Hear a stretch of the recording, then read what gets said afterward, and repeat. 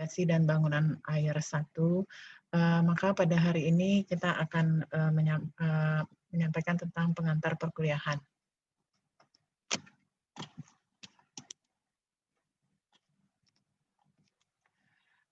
Kuliah Irigasi dan Bangunan Air 1 ini nanti kita akan membahas tentang apa itu definisi dari irigasi, kemudian apa fungsinya, kemudian kenapa perlu ada bangunan irigasi, kemudian apa kelebihan dan kekurangannya, kemudian jenis dan sistem pengaturnya.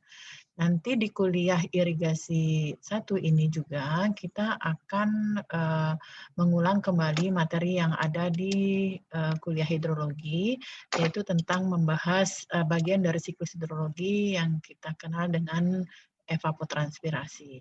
Kenapa kita memerlukan analisis hidrologi tentang evapotranspirasi? Karena kita menghitung kebutuhan air tanaman irigasi ini itu berdasarkan kehilangan air atau yang disebut di hidrologi dengan istilah evapotranspirasi. Di sini kita nanti akan menghitung berapa jumlah terjadinya evapotranspirasi. Kemudian dari situ kita dapat menghitung kebutuhan air tanaman. Kemudian setelah itu kita dapat menghitung kembali penggunaan konsumtif dari jenis tanaman. Kemudian kita akan membuat pola tanaman.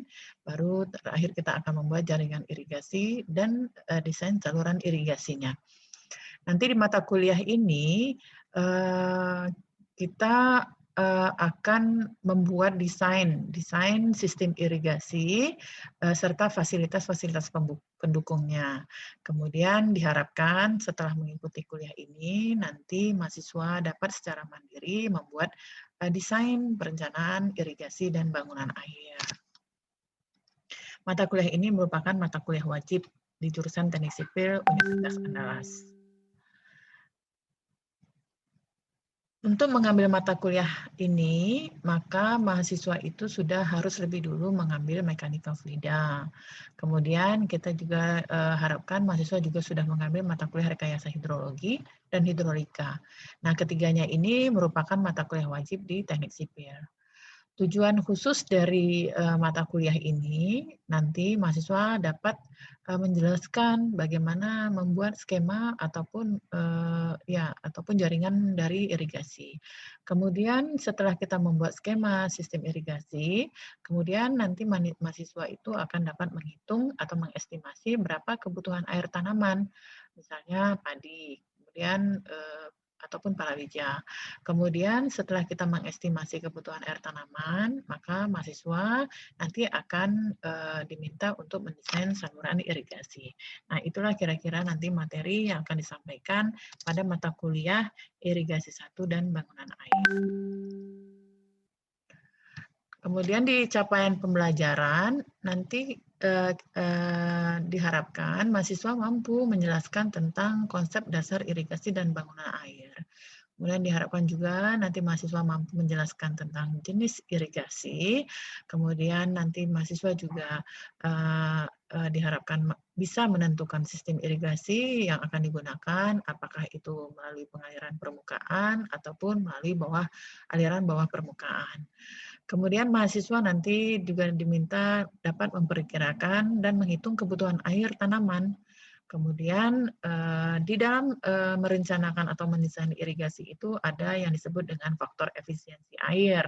Nah, ini untuk menutupi kehilangan air selama pengaliran. Kemudian juga diminta mampu menghitung permintaan air konsumtif, kemudian curah hujan efektif, permintaan air di ladang tanaman. Kemudian setelah itu mampu mendesain jaringan saluran irigasi seperti saluran primer, sekunder, dan tersier. Kemudian mampu merancang kapasitas dimensi saluran. Kemudian membuat nomenklatur. Nah, nomenklatur ini penting sekali pada gambar ataupun peta untuk membuatkan penjelasan kepada yang membaca untuk hal-hal yang menyangkut dalam perencanaan ataupun desain jaringan. Nah, ini kira-kira mata kuliah ataupun rencana kegiatan pembelajaran kita selama lebih kurang 1 semester ini. Kemudian hari ini kita akan mempelajari tentang materi dasar sekali tentang irigasi, kemudian kegiatan-kegiatannya apa yang kita lakukan. Nah, selain perkuliahan, nanti juga akan dilengkapi dengan tugas. Tugas merupakan tugas wajib, tugas perencanaan jaringan irigasi yang akan dikerjakan pada setelah mid semester berlangsung. Nah, nanti kemudian kita baru akan melanjutkan dengan pengertian irigasi, fungsi, keuntungan dan kerugian. Kemudian kita juga akan pelajari tentang macam dan jenis irigasi. Kemudian selanjutnya kita juga akan mempelajari tentang cara-cara pemberian irigasi karena ada beberapa sistem dan sistem mana yang paling cocok untuk daerah kita. Nah, setelah itu kita mulai menghitung kebutuhan air. Nah, di dalamnya, dalam kebutuhan air irigasi itu, kemudian ada yang disebut dengan kebutuhan air tanaman. Kemudian ada juga faktor-faktor yang harus kita perhitungkan dalam mempengaruhi kebutuhan air. Nah, kemudian setelah itu kita baru merencanakan pola tanam dengan sistem golongan. Hal ini untuk memudahkan ataupun agar penggunaan air lebih efektif. Nah, kemudian setelah kita dapat jumlah kebutuhan air, termasuk mulai daripada saat pertama penyiapan lahan, kemudian kita menghitung berapa sih sebenarnya penggunaan konsumtif dari tiap-tiap tanaman masing-masing, misalnya padi atau palawija. Kemudian kita menghitung berapa jumlah curah hujan yang ada dan curah hujan yang efektif yang akan dipergunakan untuk area pertanian. Nah, kemudian kita masuk kepada kebutuhan air di sawah. Nah, pada saat nanti kita setelah ujian tengah semester ataupun UTS, baru kita merencanakan secara teknis. Ada jaringan irigasi, kemudian jaringan irigasi kemudian dilengkapi dengan trase saluran, kemudian ada hierarki saluran, yaitu saluran mulai dari bendung ya, bangunan utama, kemudian menuju ke saluran primer, kemudian ke saluran sekunder, kemudian ke saluran tersier, kemudian masuk ke saluran pembuang. Nah, kemudian baru kita bisa mendesain dimensi saluran.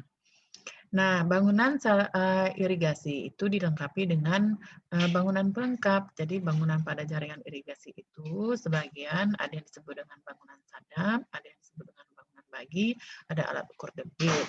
Nah, ini akan kita coba untuk mempelajarinya. Kemudian di situ setiap gambar-gambar di peta irigasi itu dilengkapi dengan nomenklatur. Nanti kita akan belajar bagaimana cara membuat nomenklatur. Ada banyak lagi bangunan-bangunan pelengkap irigasi ataupun bangunan utama, dan itu nanti akan dipelajari di mata kuliah irigasi dan bangunan air 2 di semester selanjutnya. Nah, tugas perencanaan jaringan irigasi itu akan dibantu oleh asisten. Ini ada beberapa referensi.